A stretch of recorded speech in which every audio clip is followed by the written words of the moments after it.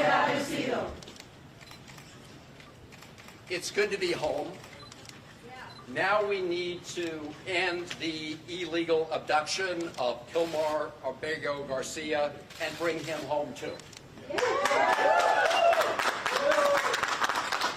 We're joined by his wife, Jennifer, by his mother, Cecilia, by his brother, Cesar, and thank all of the rest of you who are joining us in solidarity with the Constitution and Kilmar. Look, I'm a little sleep deprived, and I want to be as clear as possible about what this is about and what it's not about. So I'm going to read the remarks that I wrote on the plane ride home. As the federal courts have said, we need to bring Mr. Abrego Garcia home to protect his constitutional rights to due process. And it's also important that people understand this case is not just about one man. It's about protecting the constitutional rights of everybody who resides in the United States of America. If you deny the constitutional rights of one man, you threaten the constitutional rights and due process for everyone else in America. Yes.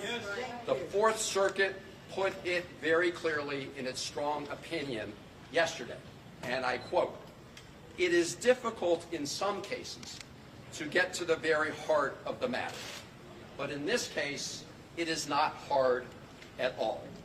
The government, in this case the Trump administration, is asserting a right to stash away residents of this country in foreign prisons without the semblance of due process that is the foundational of our constitutional order.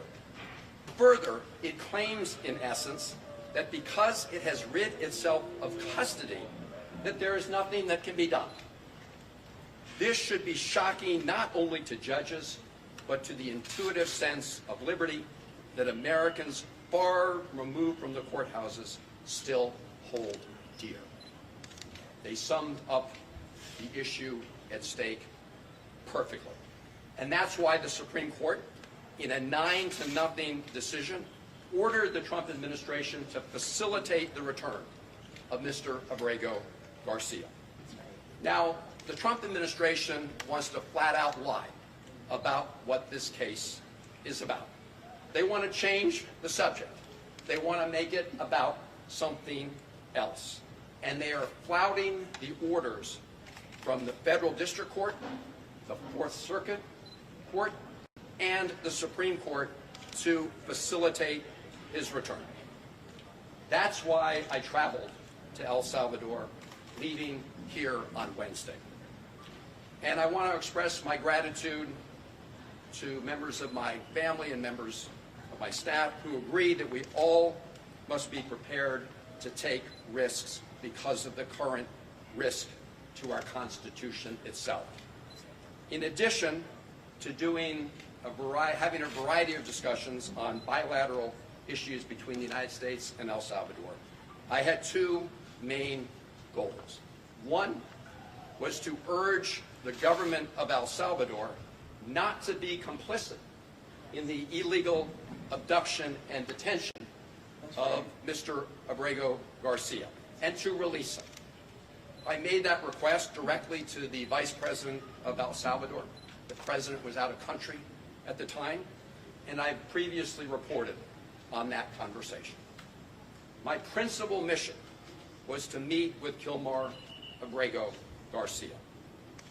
I told his wife Jennifer and his family that I would do everything in my power to make that happen.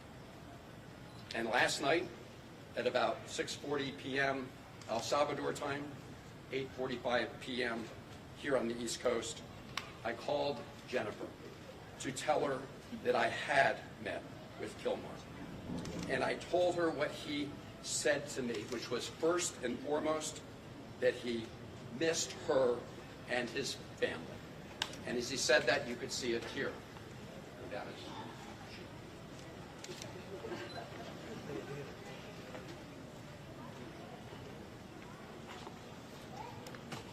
Now, getting a meeting with Kilmar was not easy. On Wednesday, I met with the Vice President of El Salvador and asked if I could meet with him. The answer was no. I asked if I returned the following week whether I could meet with him. The answer was no. I asked if I could call him on the phone. The answer was no. I asked if his wife Jennifer could call him on the phone. The answer was no. No to his wife, no to his mother, no to his lawyers. So the following day, which was yesterday, I decided to give it another try by driving to Sikot. Sikot is the notorious prison where Kilmar was taken when he was abducted. I was accompanied by a lawyer for Kilmar's wife Jennifer and mother Cecilia, Chris Newsom. About 3 kilometers outside of Sikot, we were pulled over by soldiers. You could see the rest of the traffic was allowed to go by. We were pulled over by soldiers and told that we were not allowed to proceed any farther. When I asked why, I was told that they had orders not to allow us to go any further. When I asked them if they knew anything about the condition of Mr. Abrego Garcia, they said no. And so much later in the afternoon, I was actually getting ready to catch a plane out of San Salvador back here later yesterday evening. And all of a sudden, I got word that I would be allowed to meet with Kilmar Abrego Garcia. And they brought him to the hotel where I was staying. And after that meeting, as I said, I called his wife, Jennifer, to report on some of the news of that meeting. And now I'm going to report to all of you about our discussion. When I told him that his wife and family sent their love and were fighting for Kilmar to return home every day, he said that he was worried about all of you. That was his response. How are you dealing with this horrible ordeal and nightmare for the family? He said that thinking of you, members of his family, is what gave him the strength to persevere, to keep going day to day, even under these awful circumstances. He spoke several times about your 5-year-old son who has autism. 5-year-old son who was in the car in Maryland when Kilmar was pulled over by U.S. government agents and handcuffed. His 5-year-old son was in the car at that time. He told me that he was taken to Baltimore first. I assume that was the Baltimore Detention Center. He asked to make a phone call from there to let people know what had happened to him. But he was denied that opportunity.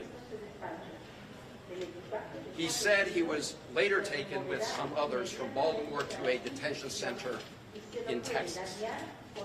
And some point thereafter, I don't know whether it was a period of hours or days, he was handcuffed, shackled, and put on a plane along with some others where they couldn't see out of the windows. There was no way to see where they were going in the plane.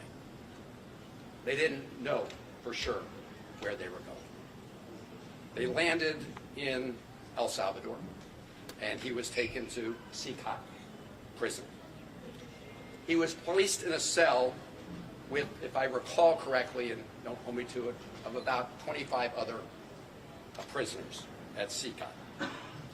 He said he was not afraid of the other prisoners in his immediate cell, but that he was traumatized by being at Sikot and fearful of many of the prisoners in other cell blocks who called out to him and taunted him in various ways. He told me and this was yesterday, that 8 days ago, so I guess 9 days ago from today, he was moved to another detention center in Santa Ana, where the conditions are better. But he said despite the better conditions, he still has no access to any news from the outside world and no ability to communicate with anybody in the outside world. His conversation with me was the first communication he'd had with anybody outside a prison since he was abducted. He said he felt very sad about being in a prison because he had not committed any crimes.